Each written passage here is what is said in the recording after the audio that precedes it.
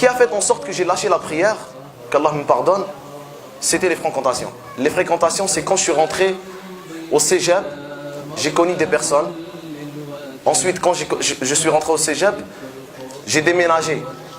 Et quand j'ai déménagé, je suis parti dans un autre quartier. Un quartier où il y avait, comme on appelle la rue, où j'ai connu la rue. J'ai connu les gens qui cherchaient, comme tous les frères ont dit, ce bonheur qui est éphémère. Alhamdulillah, moi personnellement, j'ai toujours eu un frein. Allah subhanahu wa ta'ala m'a toujours, c'est-à-dire à chaque fois que j'arrivais à quelque chose qu'on pouvait dire grave, j'avais une conscience. J'avais peur d'Allah subhanahu wa ta'ala. Comment et pourquoi j'ai réussi à revenir, parce que c'est Allah qui m'a guidé vers l'obéissance d'Allah subhanahu wa ta'ala dans toutes nos obligations. J'ai été, comme je dis, sur l'entourage, j'avais une fréquentation qui m'a amené vers des endroits peu fréquentables. Donc, j'ai commencé à fréquenter des endroits, des personnes. Et subhanallah, à un moment donné, je me suis retrouvé à avoir plein de problèmes. Alhamdulillah, Allah subhanahu wa ta'ala a fait en sorte que j'aille des problèmes.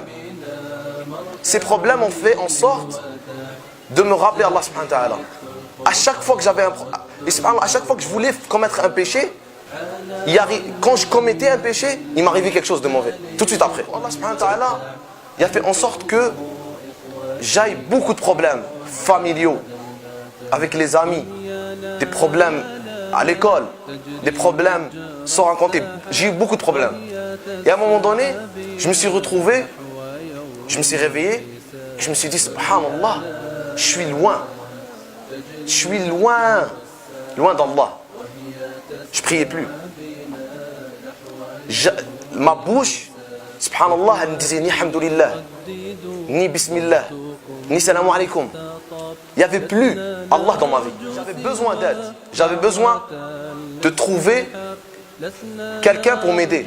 Mais wallah al-adim, il n'y avait personne autour de moi qui pouvait m'aider. Parce que ces gens qui étaient autour de moi, ils étaient pires que moi. Alhamdulillah, le seul vers qui je me suis retourné, c'est Allah subhanahu wa ta'ala. Et c'est vraiment d'un jour à l'autre que c'était fini. J'étais question de comportement, la façon dont je me comportais, la façon dont je parlais, j'étais colérique. Quand je m'énervais, je cassais des trucs. J'avais tellement de problèmes qu'à chaque fois que je m'énervais, je faisais des problèmes. Donc, alhamdulillah, j'ai décidé de prier. Et wallah, salat, la prière. Wallahi, la prière, c'est le médicament. La première chose que vous faites, quand vous allez vers le repentir, la prière, c'est la chose la plus importante. Pensez pas, j'ai parlé à beaucoup de frères, ils me disent, je me sens hypocrite de venir à la mosquée, venir prier parce que j'ai fait telle ou telle chose. Wallahi al-adim, ça c'est shaitan. Il faut venir prier. La prière, c'est le médicament. J'ai changé complètement de cercle de fréquentation. Il y avait des fréquentations qui sont haram, il y avait des fréquentations. En tout cas, j'ai changé complètement de fréquentation. Et quand j'ai changé ces fréquentations, ma mère, elle me dit, pourquoi tu es trop brusque? Mais il y a un truc que je me suis donné comme objectif. Et cette phrase, je la garde jusqu'à aujourd'hui. Ne reste pas dans un endroit où tu n'aimerais pas mourir. Parce que, subhanallah, on sera ressuscité dans l'état où nous sommes morts. Cette phrase-là, je l'ai gardée jusqu'à aujourd'hui. Et je la partage avec vous. Parce que, subhanallah, à partir de ce moment-là, j'ai fait un X sur plein de choses. C'est fini, je ne mets plus mon pied ici. Wallah, c'est pas comme si j'ai forcé pour arrêter de parler à lui ou à lui. Wallah, ça vient tout seul. Parce que tu ne peux plus fréquenter des endroits où eux, ils fréquentent.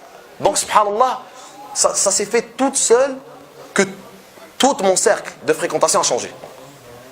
Et wallah, que les fréquentations, comme je le répète, je reviens parce que j'incite sur les fréquentations, le cercle. Wallah il-adim, ceux qui sont avec vous, puis vous considérez comme vos amis, mais que quand vous faites des péchés, ou que vous faites des choses qui ne sont pas bien, ils ne vous disent rien, ou ils rient avec vous, ou ils vous incitent à faire des choses qui sont mauvaises, wallah qu'ils ne vous aiment pas. Et wallah que c'est des amis comme tous les frères, ils ont fait les témoignages, c'est des amis par intérêt. Parce que Wallah, celui qui t'aime, c'est celui qui veut t'éloigner des flammes de l'enfer. Celui qui t'aime, c'est celui qui va te dire taqillah. Frère, fais attention, ça c'est mauvais. Frère, fais attention, même si des fois ils sont brusques. Mais c'est ces gens-là qui vous aiment. Le shaitan, il ne va jamais vous laisser. Donc moi, quand j'ai fait mon repentir, et pendant le ramadan, subhanallah, j'ai commencé à lire, j'ai commencé à me renseigner sur ma religion, j'ai lu des livres, je suis allé chercher avec mes propres recherches, je suis allé chercher dans Sahih Bukhari, Sahih Muslim, qu'est-ce qu'ils disent al-ilm. Et ensuite, je suis sorti convaincu. La barbe, c'est obligatoire. Mais regardez, shaitan.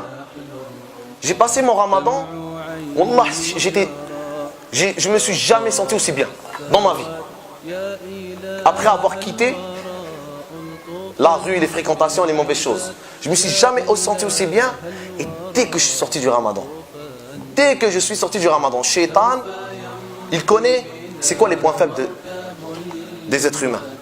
Et il sait où vous avoir. Donc subhanallah, quand je suis sorti du ramadan, shaitan est allé m'avoir par un point où il savait que j'allais tomber, et encore par les fréquentations.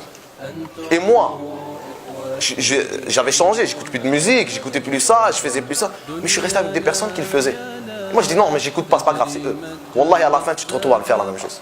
C'est impossible. C'est impossible que tu restes avec des personnes qui font des choses qui sont mauvaises, et toi tu ne le fais pas. Tu remercies Allah subhanahu wa ta'ala chaque jour. Parce que comme je répète à tous les frères, on n'est pas sauvé. Il n'y a personne qui est sauvé.